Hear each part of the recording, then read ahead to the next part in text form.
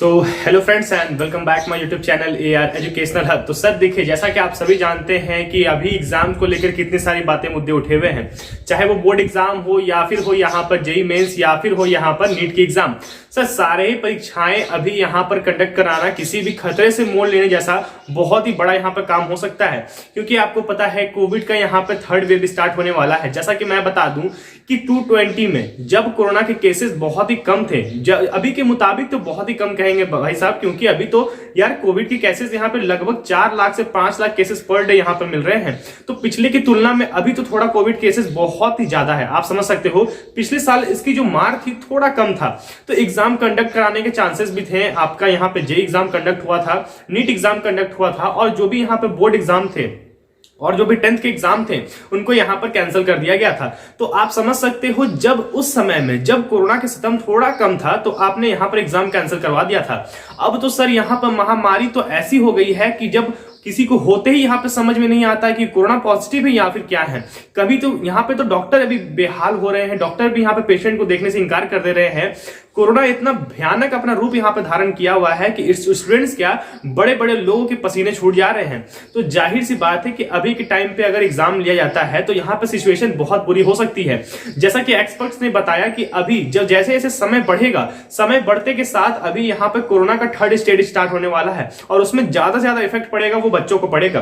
तो जाहिर सी बात है कि ये जो कोरोना है ये बहुत ज्यादा इफेक्ट करने वाला है सभी को। मैं ये नहीं कह रहा कि बच्चों का इफेक्ट करेगा या फिर बड़ों का इफेक्ट नहीं करेगा। सर ये कोरोना है, ये सभी को इफेक्ट कर सकता है, बट ऐसे सिचुएशन में एग्जाम लेने की बात ये कौन सी बात हुई सर? आप बार बार डिसीजन लेने को कह रहे हैं कि हम 15 तारीख को लेंगे। पहले आपने डिसीजन यहां पर बोला कि हम यहां पर 1 तारीख को डिसीजन लेंगे। चलिए सभी बच्चे एग्री हो गए कि हम कुछ दिन वेट करेंगे। सारे लोग उनको सपोर्ट कर रहे थे कि चलिए 1 तारीख तक हम वेट कर लेंगे। यहां पर उन्होंने पासा पलटाते हुए फिर से कह दिया कि हम 16 तारीख को बात करेंगे, हम 15 तारीख को बात करेंगे, हम मई में बात करेंगे, हम जून में बात करेंगे। अरे भाई आप कभी भी बात करो, उससे कोई दिक्कत नहीं है। कम से कम आप ये बात पे बिल्कुल आप अटल रहो ना कि जिस समय हमने बोल दिया मतलब उसी समय हम लोग आके बात करने वाले हैं इस पे एग्जाम होगी या नहीं होगी। क्योंकि आप बार बार टहलाए जा रहे हैं कि एग्जाम कल होगा, एग्जाम परसों होगा, एग्जाम नहीं होगा, एग्जाम होगा। और इससे प्रॉब्लम में सबसे ज्यादा स्टूडेंट्स हैं, बिकॉज जितने भी बाकी भी ऐसे फेक यूट्यूबर्स हैं जो आपको यहां पर डाइवर्ट कर रहे हैं। कोई भी यूट्यूबर आपको ये बात नहीं कह रहा है कि आप बिल्कुल पढ़ाई करो या फिर नहीं करो, कुछ ऐसा नहीं है। उनको अपने चैनल से मतलब है, उनको बस अपने व्यूअर से मतलब है, उनको कोई चीज से मतलब नहीं है। कोई कह रहे हैं हम सुप्रीम कोर्ट में याचिका दायर करेंगे, हम ये करेंगे वो करेंगे।